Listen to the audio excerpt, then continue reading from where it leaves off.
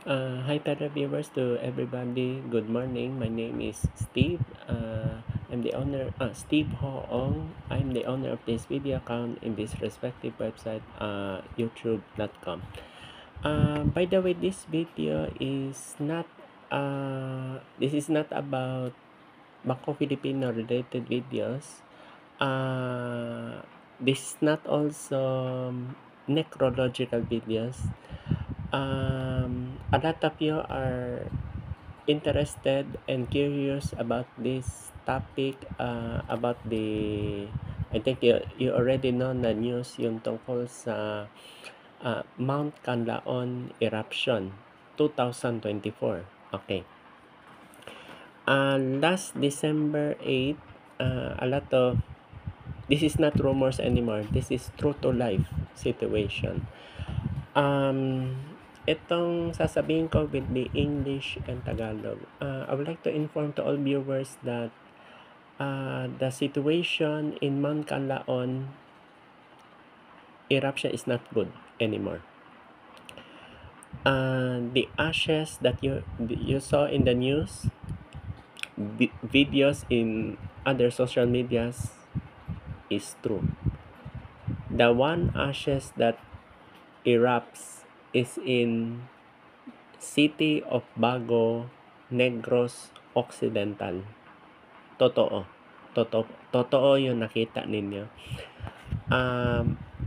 May similarity siya sa 1991 Mount Pinatubo eruption, pero mas grabe ang Mount Pinatubo that time kasi nasa Subic yan that time. Ang natamaan is province of Zambales, then umabot ang ash sa Metro Manila. Nagkuha pa kami balde ng tubig, nagkuha pa kami balis-tingting para na mawalis yung abang ganon kalakas ang impact. Ito umabot ng Guimaras at Iloilo province. This is occidental umabot doon. Sa Negros Oriental naman, umabot lang siya only certain parts lang, Canlaon City. Hindi naman totally grabe. Not necessarily grabe.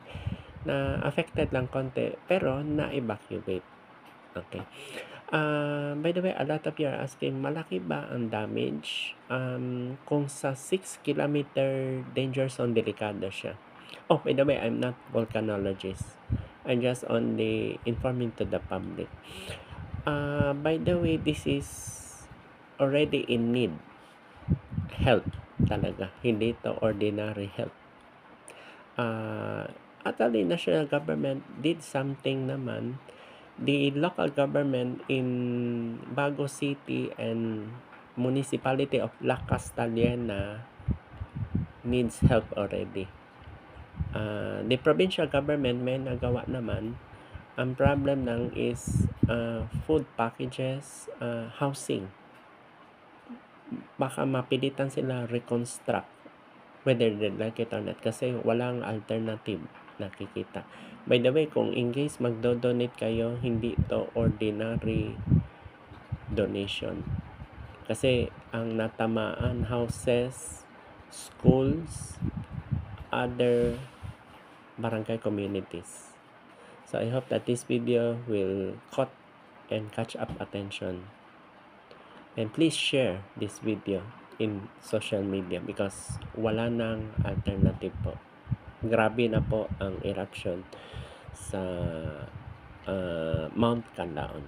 Thank you for listening in this video. Good morning.